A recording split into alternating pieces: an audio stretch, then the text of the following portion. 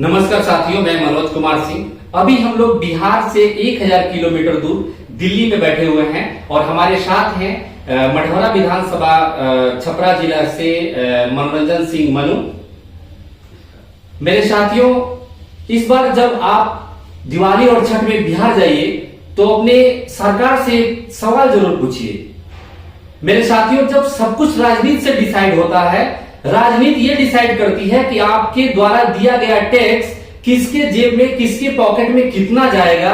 आप जब एक किसान हो, गेहूं का अगर पैदावारी कर रहे हो तो वो गेहूं मार्केट में कितना रुपया क्विंटल अगर बिकता है, ये सरकार डिसाइड करेगी। आपके बिहार में डीजल कितना रुपया बिकेगा, उत्तर प्रदेश में डीजल पेट्रोल कितने रुपये बिकेंगे, जब ये सब कुछ राजनीति डिसाइड कर रही है तो हमारे युवाएं भारत की राजनीति में मुंह को क्यों बंद किए हुए हैं। मेरे साथियों, जरूरत है आप सभी लोगों को जागरूक होने का। और हमारे बिहार के बारे में आप देखिए कि हमारे बिहार के जो बच्चे हैं वो पूरे भारत में घूम घूम के लेबर का काम करते हैं।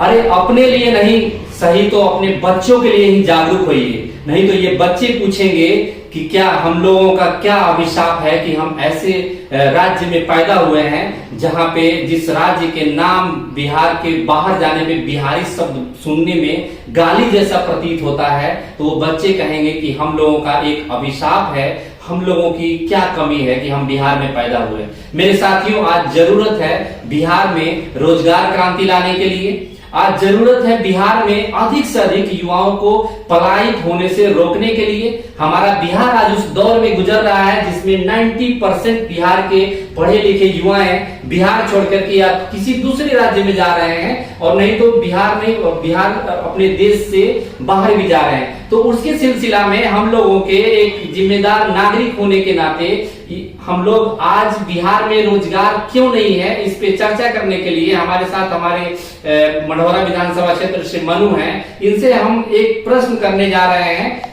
कि बिहार में रोजगार क्यों नहीं है। ये मनु से हम लोग जानते हैं क्योंकि इन्होंने रोजगार क्रांति का अपने मढ़ौरा विधानसभा क्षेत्र में एक संस्था इन लोगों ने चलाया हुआ है, एक मुहिम चलाया हुआ है जिसमें अतुल प्रताप है, आलोक सिंह है, दिलीप शाह है, ये सब लोग मिलकर के मढ़ौरा चीनी मिल स्टार्ट करने के लिए मुहिम चलाया जिससे मढ़ौरा और आसपास के बच्चों को कुछ रोजगार मिल जाए। तो मनु, आप ये बताइए कि बिहार में रोजगार क्यों नहीं है, सिर्फ एक कारण बताइए। हम लोग रोजगार क्रांति के नाम से एक संस्था बनाए और उसके बाद उस संस्था के बैनर तले हम लोग मढ़ौरा में धरना प्रदर्शन किए कि चीनी मिल चालू किया जाए। और सरकार बोलती है कि हम 10 लाख नौकरी दे देंगे। 10 लाख देंगे भैया कहाँ से? जो बीएड है, डीएलएड है, उन लोगों को तो रोजगार मिल जाएगा। बिल्कुल। जो एमए है, बीए है, इंटर, उन लोगों को कहाँ रोजगार दिया जाएगा? तो मैं बिहार सरकार से आग्रह करूंगा और किसान भाइयों को भी फायदा हो सके। बिहार में जितने बंद चीनी मिले हैं अगर उसको चालू कर दिया जाए तो हो सकता है कि किसान से लेके और युवा तक सबको रोजगार मिल सकता है। बिल्कुल। मैं यहीं पे एक चीज कहना चाहूंगा कि बिहार ऐसी धरती है जहां पूरे भारत का 40% शुगर का जो प्रोडक्शन है बिहार में होती थी। पूरे भारत में जो मिठाइयां बनती थी, लोगों के घर में जो मिठाइयां से संबंधित सामग्रियां बनती थी, उसमें 40% बिहार में शुगर का उत्पादन होता था। आज ये 1960 का डेटा है, आज सिर्फ बिहार में सिर्फ 2% चीनी का उत्पादन होता है। यही बिहार है मेरे साथियों जहां पे कभी हर जिले में एक चीनी मिल हुए करते थे। इस चीनी मिलों का गवर्नमेंट का जब एक्वायर हुआ और कुछ राजनीति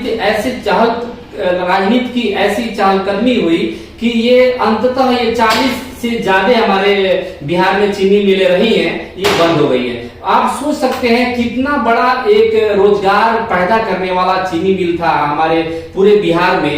तो अभी भी मैं अपने इस वीडियो के माध्यम से सरकार से और माननीय मुख्यमंत्री नीतीश कुमार जी से आग्रह करूंगा कि अभी भी वक्त है, अपने जिले में जो भी चीनी मिलें चल रही हैं, कम से कम आप कोशिश करिए उस चीनी मिलों को स्टार्ट किया जाए ताकि वहां के लोकल लोगों का, वहां के किसानों की आमदनी बढ़े, वहां के लोकल जो लड़के हैं, जो युवा हैं, उनको रोजगार मिले, उनको छोटा मोटा ही रोजगार मिले, लेकिन वो चीनी मिल स्टार्ट होने से, एक जिले में चीनी मिल स्टार्ट होने से कम 5000 लोगों का रोजगार मिलेगा।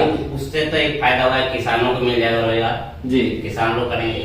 उसमें जो उनके घर में जो मैट्रिक किए हुए हैं, इंटर किए हुए हैं, जो दिल्ली, बॉम्बे, गुजरात, महाराष्ट्र में जाके हेल्पड़ी करते हैं या बेलदारी करते हैं, उन लोगों तो वहाँ अपने खेत में इम्प्लाई हो जाएंगे, गन्ना काटेंगे, बेचेंगे, ये करेंगे, वो करेंगे। अगर उनके लड़के पढ़ने लिखने में तेज है, MBA करने पूना जा रहा है, दिल्ली जा रहा है, तो अगर वो 1 बीघा बो देते हैं अच्छे से, तो अच्छे मुनाफा मिल जाएगा और उस पैसे से अपने बच्चे को पढ़ा सकते हैं। जाके कंडीशन देखिए, कभी दहाड़ आ जा रहा है, कभी सुखाड़ आ जा रहा है, उससे उन लोगों की कंडीशन देखिए ना क्या है। बिल्कुल, मैं अपने इस वीडियो के माध्यम से सरकार के मुखिया से ये मैं अपील करूंगा कि अभी बिहार में आपने 10 लाख नौकरियां देने के लिए आपने बोला हुआ था, और इसमें सिर्फ अभी आपने 1 लाख रुपया DLED और BEd वालों को दिया। कभी आपने सोचा है जो सिंपल BA किया हुआ है बिहार का लड़का, जो सिंपल MA किया हुआ है, इनको आप कहाँ पे जॉब देंगे? इनके लिए भी आप कुछ सोचिए। सिर्फ BEd और DLED की ही जॉब मिलता है बिहार में, तो बाकी ये लोग क्या करेंगे? ये इसका कारण ये होगा कि हमारे बिहार के ये लोग पलायित होंगे, दूसरे राज्य में जाएंगे, वहां पे लेबर का काम करेंगे। तो हमारे राज्य की जो लेबर सप्लाई करने की जो ठप्पा लगा हुआ है, इसको हटाने के लिए मैं आग्रह करूंगा सरकार से कि जो छोटे पढ़ाई जैसे ITI हो गया, पॉलिटेक्निक हो गया, BA हो गया, MA हो गया, इनके लिए कम से कम शुगर मिल स्टार्ट करवाइए। मढ़ौरा शुगर मिल इतना बड़ा फैक्ट्री रहा है, 1904 का रहा है, बिहार में पहला, इंडिया मढ़ौरा शुगर मिल जो रहा है इंडिया में दूसरा रहा है, और इतना बड़ा बिहार में पहला शुगर मिल रहा है। वहां पे कम से कम अगर शुगर मिल चलता तो कम से कम अभी हमको लग रहा है कि कितने हजार लोगों को रोजगार मिला रहता। 20-25 हजार लोगों को, 20 से 25 हजार लोगों का रोजगार मिला रहता, और इनडायरेक्ट अगर आप कहिए तो कम से कम 1 लाख लोग उससे लाभान्वित हो गए।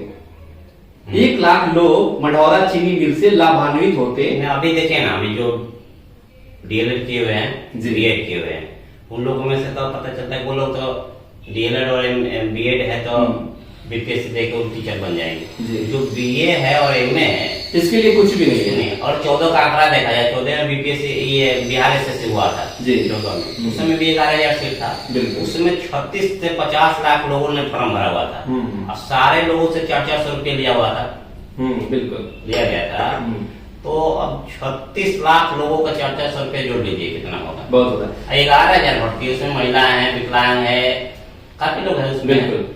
मेरे साथियों, मैं फिर से एक चीज अवगत कराना चाहता हूं कि हमारी बिहार के ऐसा हमारा जो डेवलपमेंट प्रोसेस है, विकास करने की जो तौर तरीके हैं, एक आपको मैं एग्जांपल के साथ बताता हूं कि बिहार में एक सड़क बनती है, एक सड़क एक ठेकेदार बना करके चला जाता है, एक ठेकेदार बना के चला जाता है, दूसरा ठेकेदार आता है तो ये बोलता है कि नहीं, इसमें हमको सीवर लाइन डालना है, ये जो ढलाई हुई है ये सही नहीं हुई है। दूसरा जब ठेकेदार आता है तो उसको तोड़ता है, और तोड़ने के बाद से फिर वो टूटी फूटी रोडें 1 साल तक रहती है।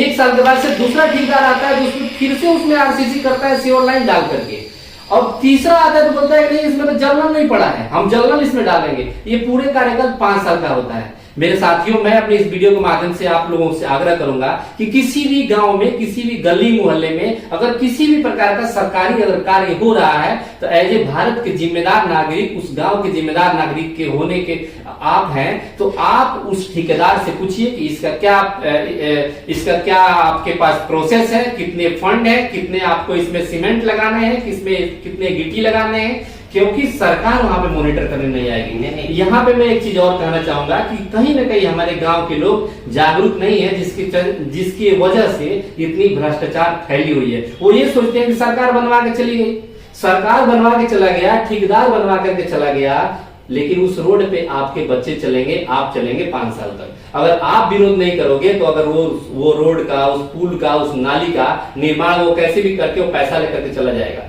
सरकार भी मॉनिटर नहीं कर रही है। आप उस गांव के हैं, आप उस गांव के 5 लोगों को गठित करिए और 5 लोग मिल करके उस ठेकेदार को जाके क्वेश्चन करिए, उससे पूछिए सवाल कि क्या इस पेपर में जितना बजट लिखा था, जितना इसमें रेशियो लिखा था, उस हिसाब से ये रोड का निर्माण हो रहा है, उस हिसाब से स्कूल का निर्माण हो रहा है, उस हिसाब से जल हमारे गाँव में पानी चल रहा है। एक एग्जाम्पल के साथ मैं जी आपको बता रहा हूँ। तो जय हिंद साथियों, अभी हम लोग हैं दिल्ली में और हम लोगों का एक बिहार के एक जिम्मेदार निवासी होने के लिए हमेशा हम लोग कोशिश करते हैं कि बिहार के युवाएं, बिहार के जो दिक्कतें हैं, जो परेशानियां हैं, उसके बारे में हम युवाओं को अवगत कराएं। युवाएं 2 मिनट समय निकाल के इस चीज को समझे, सुने कि हमारे बिहार में, बिहार के लोग बिहार छोड़ करके ही क्यों जा रहे हैं, अपने बिहार में क्यों नहीं रुके हुए और हैं। जनता लोगों से बोल दीजिए, कोई भी समस्या तो कमेंट करके बताएं कि हम लोग और अच्छा वीडियो मैं लाएं। जी, अगर मेरी बिहार के रोजगार के लिए, बिहार के विकास के लिए अगर हम लोगों की ये वीडियो अच्छी लगे तो आप कमेंट में जरूर अपना सजेशन लिखिए, अपना प्रश्न लिखिए कि बिहार में क्या कारण है कि बिहार में सबसे ज्यादा बेरोजगारी फैली हुई है। ये बहुत सारे क्वेश्चंस हैं और बिहार का विकास अगर करना हो तो कैसे बिहार को एक हम विकसित राज्य के रूप में देख सकते हैं, आप अपना कमेंट जरूर बताइएगा। जय हिंद साथियों।